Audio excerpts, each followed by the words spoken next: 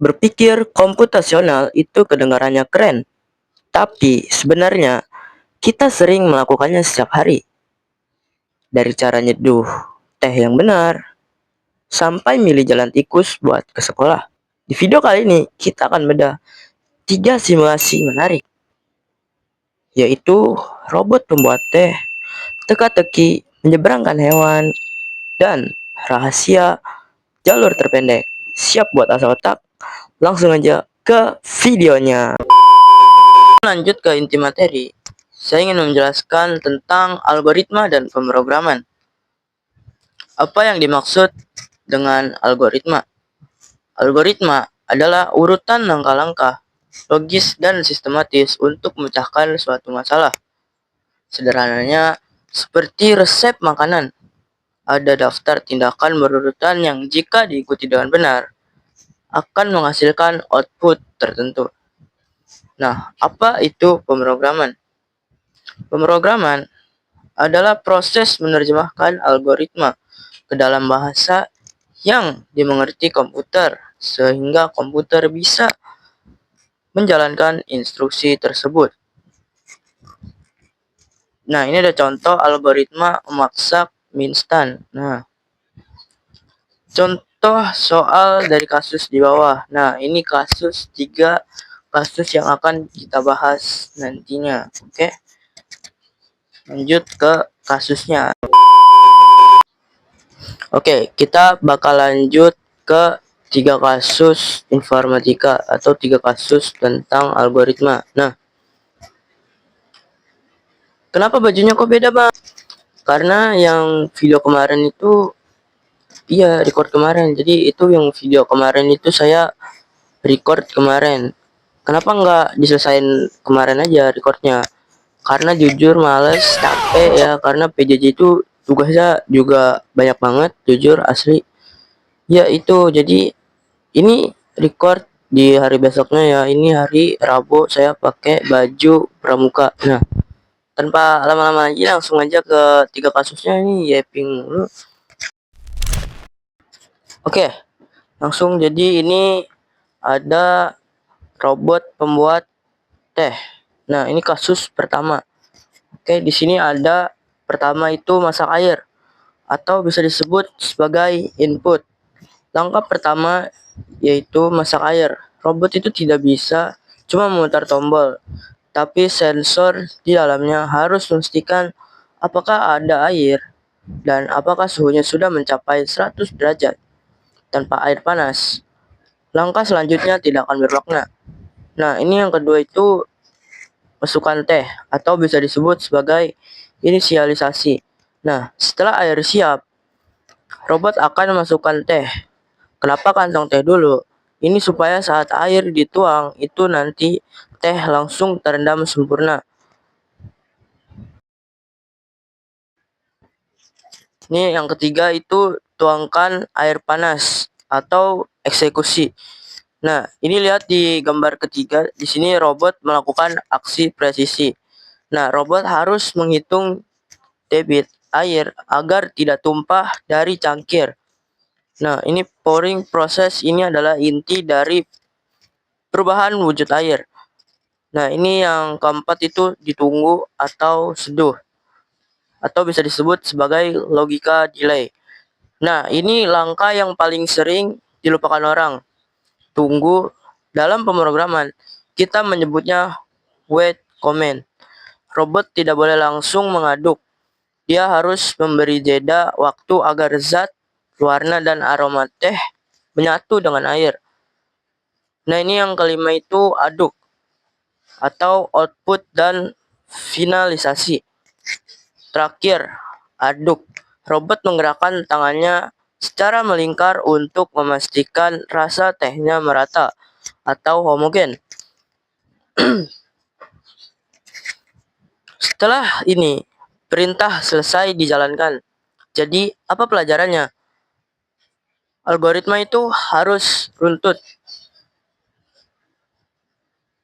Kalau robot mengaduk, Kalau robot mengaduk dulu, baru masak air, dia hanya akan mengaduk udara. Begitulah cara komputer bekerja. mengikuti instruksi yang sangat jelas, selangkah demi selangkah. Gimana?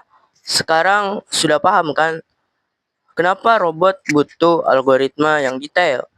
Kalau kalian suka penjelasan ini, jangan lupa untuk tekan tombol like, subscribe di bawah. Kita lanjut ke pembahasan kasus kedua. Oke, jadi ini di kasus kedua yaitu teka-teki penyeberangan sungai atau menyeberangkan hewan. Nah, maaf di sini karena saya pakai AI buat gambarnya karena jujur bingung gimana juga. Ya, karena tiba-tiba guru saya ngasih kasus. Ya, semuanya kasusnya langsung saya kasih ke AI dan langsung diringkasin materinya biar saya bisa ngejelasin ini juga ke video ini.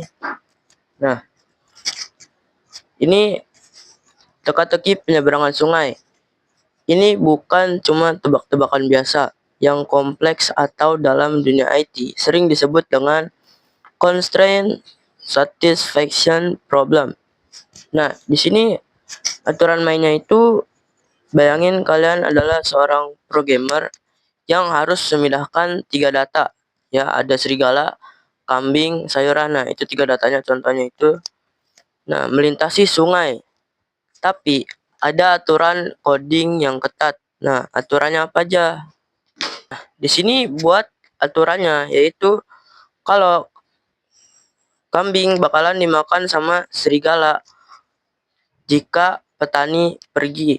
Terus sayuran bakal dimakan kambing kalau petaninya pergi. Nah, sedangkan perahunya cuma muat 1 penumpang antara serigala, kambing, sama sayur plus petani. Nah, kalau kalian asal pindahkan, pasti ada yang hilang di tengah jalan. Mari kita bedah solusinya selangkah demi selangkah. Nah, ini langkah satunya itu kambing duluan. Nah, pertama kita bawa kambing duluan. Kenapa? Kenapa kambing duluan?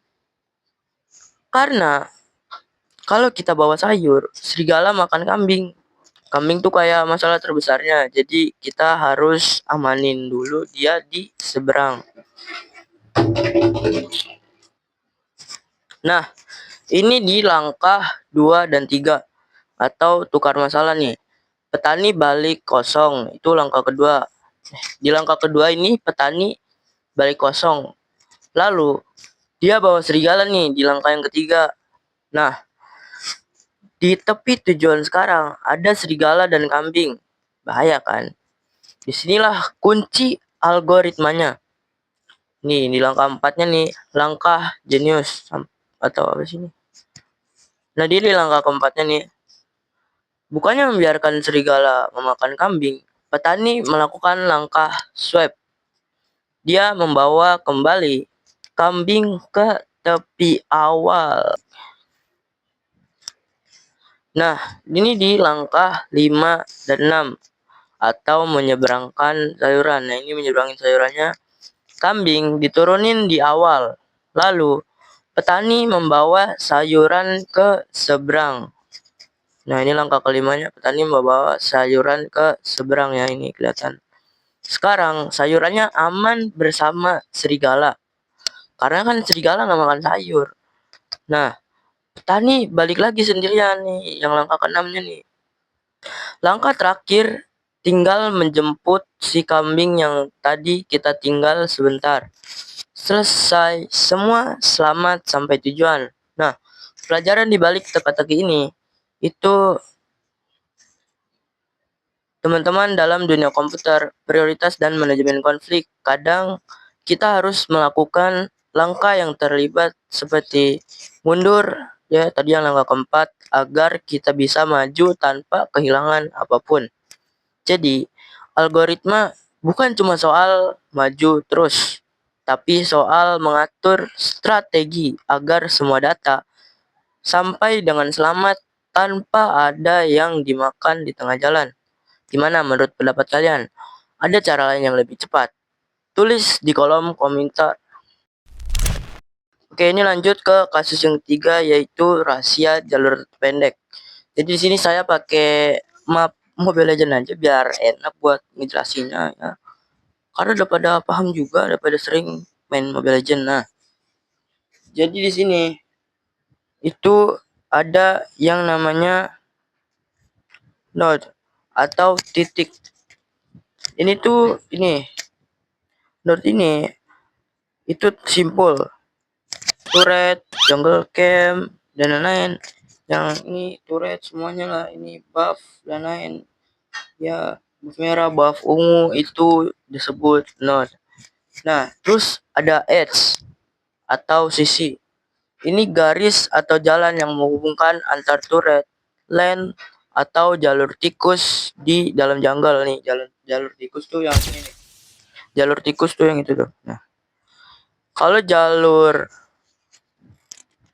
atau jalan tuh yang jalan biasa tuh yang kita lewat mid lane, lewat god lane, lewat XP lane. Nah, itu namanya edge.